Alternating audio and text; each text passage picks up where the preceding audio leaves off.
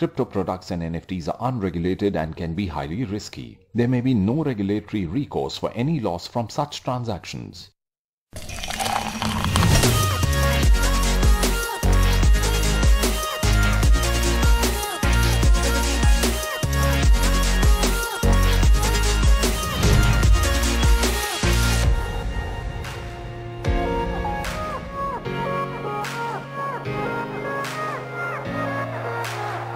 Hello and a very warm welcome to a brand new season of Coffee and Crypto. I am Arun Singh, your coffee date for the evening. This is a brand new season and we have big stories of the week, top losers, top gainers of the week, and a special news which is about US President Joe Biden signing an executive order about digital dollar. We'll be discussing that with our guests as well, but we will begin with giving you a quick roundup of top stories of the week.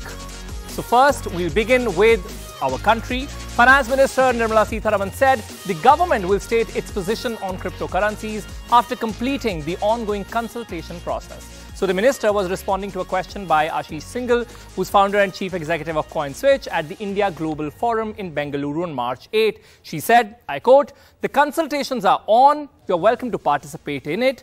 After the consultation process gets duly completed, the ministry would sit and probably mull over it, which is required because we need the executive to be sure that they are not crossing any legal requirements, after which we'll come out saying what's our position on it," unquote. Moving ahead, Southeast Asia's second largest economy, Thailand, has relaxed tax rules for investments in digital assets. Traders will be allowed to offset annual losses against gains for taxes due on cryptocurrency investments and exempt a value-added tax of 7% for cryptocurrency trading on authorized exchanges. A ministry official said in January, digital assets have grown fast in Thailand over the past year, with trading accounts surging to about 2 million at the end of 2021 from just 170,000 earlier that year. To the next story, Lugano, a city in Switzerland, is adopting cryptocurrency as a means for payment of taxes, goods and services as part of a new collaboration with provider of the Tether stablecoin. Citizens in its Italian-speaking province will be able to pay for public service fees and tax with Bitcoin. Over 200 merchants have already partnered with the city to promote Bitcoin and Lightning payments. And now, something that I teased right in the opening, US President Joe Biden signed an executive order on cryptocurrencies on March 9. 6 key priorities for developing national policy for digital currencies. The order mentions urgency in exploring the creation of a US digital dollar. The order is bound to set the future course of digital assets and cryptocurrencies in the US with massive implications on a global scale. So a digital dollar is on its way. And I want to talk about the details of this order. And I'm a little fidgety here, so I really want a table. So let's go to our second location, to our coffee table. So highlights of this order: highest urgency on research into a potential US CBDC, which is central bank digital currency, is what the order really said. Monetary authorities globally exploring and introducing CBDCs, ensuring responsible development of digital assets. Dramatic growth in digital assets markets have profound impacts, is what the order said. Unique features of digital assets in absence of oversight can pose risks. The order also mentioned that it must ensure controls accountability for digital asset system and then support tech that promotes responsible development and use of digital assets is also to be introduced. Now, this is very interesting. India has also been planning to get a CBDC, and we've been looking at the global platform to partner, or let's say to actually, go together, because Prime Minister Narendra Modi has said that this needs global effort. So what does introduction of digital dollar really mean? We'll talk about this with our guest. We have with us Sheenam Arora, COO, Wrapped Asset Project. We have Sharat Chandra, VP Research and Strategy, Earth ID, which is a global decentralized self-sovereign identity management platform. A very warm welcome to both of you. Sheenam, to you first. What would be the impact of this digital dollar, which is on its way? Hi, Arun. Thank you so much for having me on the show. I think it will be great for countries. See, if you look at it, running a currency for a country is a very expensive and a tedious process. So if actually a digital dollar would come, I think the smaller country who as of right now is spending a lot of money on having their own ecosystem would actually prefer using a digital dollar. I mean, I would actually do that. And another thing, it will be great, for transfer also. For example, as of right now, when we use Tether, because it's a crypto which is backed by US dollar. But if a digital dollar would come, why would I prefer? I would actually prefer using a digital dollar than using Tether. So I think the impact is going to be good, but I think that US is quite late in announcing something like that, because there are a lot of countries who are already ahead of US who've already announced their own CBDCs. Okay, picking cue from what you said that, you would be doing it, and it actually gives you confidence. But on the other hand, this question is for you, Mr. Chandra. So the Bank Policy Institute, which is an industry group that represents large US banks, said on 9th March that it was confident that future research would conclude that CBDC would pose considerable and unavoidable cost to the financial system and economy while producing few, if any, tangible benefits. So do you think this move will annoy private banks and exchanges there, Mr. Chandra? So I don't think that's a very qualified statement, for the simple reason that I would just like to quote Bank for International Settlements. They said that cross-border remittances can be reduced to half if you're using CBDCs. So if you look at a global trade, right, or in the context of the current geopolitical crisis where certain countries cut off from SWIFT network, right? So how do countries like, say, India, for that matter, who are dependent upon, let's say, oil imports, how do they engage with, let's say, Russian oil, right? So a CBDC or a CBDC bridge, if I can use that term, between, let's say, two countries, they can interact or exchange value between themselves, regardless of the SWIFT network. So I think that's where the world will gradually move to, where we'll have a reserve currency, not the dependency on the dollar world order, right? So that you can interact or engage with countries or parties where your strategic interest lies. And that's where a CBDC, because if the central bank money, there's no counterparty settlement happening, right? The entire equation goes out of the picture. So that's where central bank digital currency bridge between multiple nations, and a multi-CBDC bridge project is already underway with People's Bank of China, Hong Kong Monetary Authority. So a lot is already happening as we speak. So I would strongly say that there's a lot of potential as far as CBDC in terms of cross-border trade as well. Even in domestic trade, even Finance Minister said that the interbank settlement can be made more efficient. Sure. Interesting that you mentioned Russian oil also, because we'll get into that discussion as well in a short while. But Shinam, so we look at US dollar when it comes to global financial system. You think digital dollar coming into play will actually influence the global financial system? How will it be affected if it has to? Oh, absolutely. I think it will impact, because if you as of right now look at the current system, if I look at the global remittance, if you look at the settlements, you look at, it takes, first of all, a lot of time, and it's a very expensive process. See, I believe banks would be the one who will get most impacted. As of right now, how the bank's infrastructure work is, people actually deposit money in their bank accounts, and bank uses that money to actually fund the loans that they probably give it to other users, right? But if the CBDC comes into the market, people will probably have no bank accounts, will also be able to use it because of the federal reserves. Federal government will come into the play. So I think it's going to impact it very in a positive way. But apart from that, other thing is that other countries like China, India, when they also launch the CBDC, the dependency on the dollar will reduce quite a bit. So, okay. I think. Okay, and time and again, Mr. Chandra, we've seen Prime Minister Narendra Modi also talking about a global coordination when it comes to cryptocurrency, and it has emphasized, I mean, our country has emphasized on it several times. So will India make use of this move, or let's say pick their learnings, because we are also in the process of bringing a CBDC? Right. So as a country, India should definitely look forward to the best practices when it comes to all CBDC projects, and when it comes to global collaboration, because even most of the CBDC projects are kind of driven by Bank for International Settlements Innovation Hub. So I think global collaboration is definitely the key. And if you look at Singapore, Monetary Authority of Singapore, they have something called Project Dunbar, where they are engaging with countries like Malaysia and Australia. So I think India should definitely engage with these CBDC bridge projects like Project Dunbar, because that's where also a significant amount of Indian trade also happens there, right? If you look at APAC region or Malaysia and Australia or Singapore for that matter. And since India already has existing arrangements with Monetary Authority of Singapore, so doing those collaborations will become much more easier.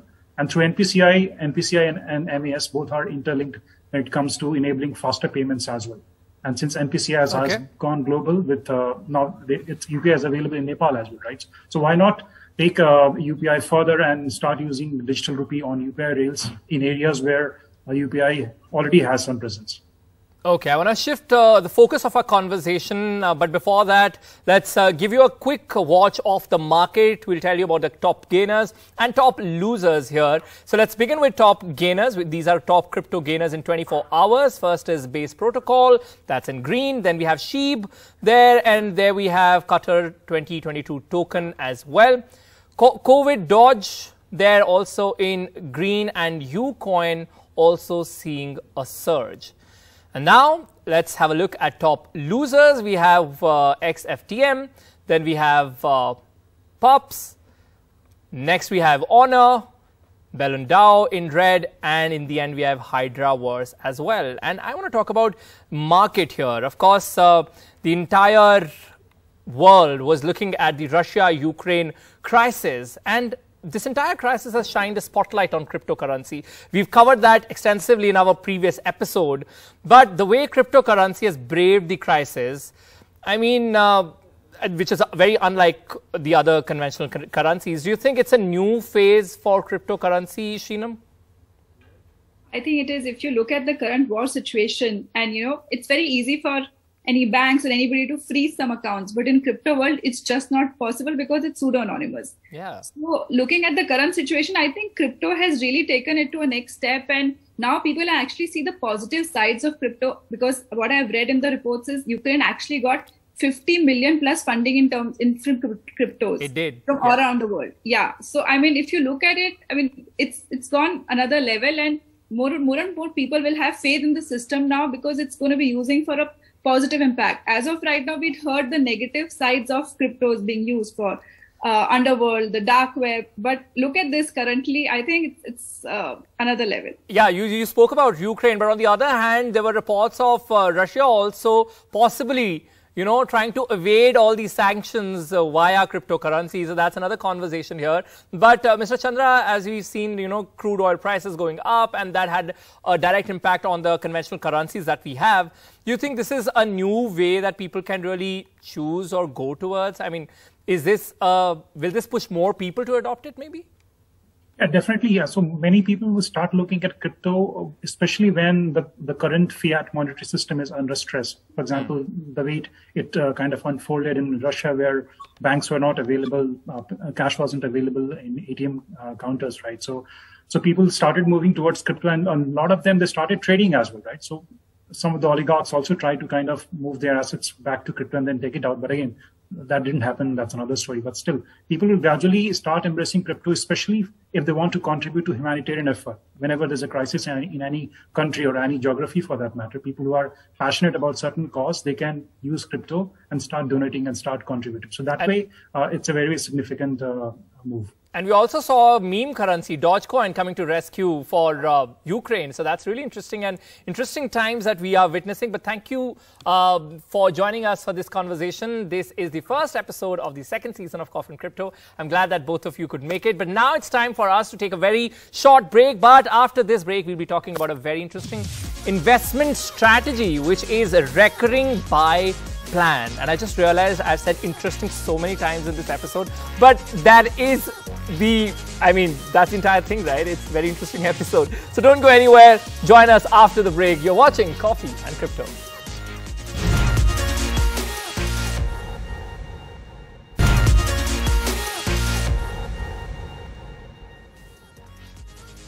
Hi, you're watching Coffee and Crypto, and now we'll be talking about recurring buy plan, and this plan is available on CoinSwitch, which has partnered with NDTV for this special show, which is called Coffee and Crypto. What is recurring buy plan? The RBP, or recurring buy plan, is an investment tool that lets you invest a set amount of money every month over a long period. It's a simple way to create wealth and mitigate the risk associated with the crypto assets. It gives you a better entry price and distributes your purchases of the coin or token. So that's essentially RBP, and a lot of people compare it with SIP, but we'll talk to our experts if we can say that. But how does RBP really work? So RBP will enable you to buy units of cryptocurrency on a given date each month. You decide your savings plan.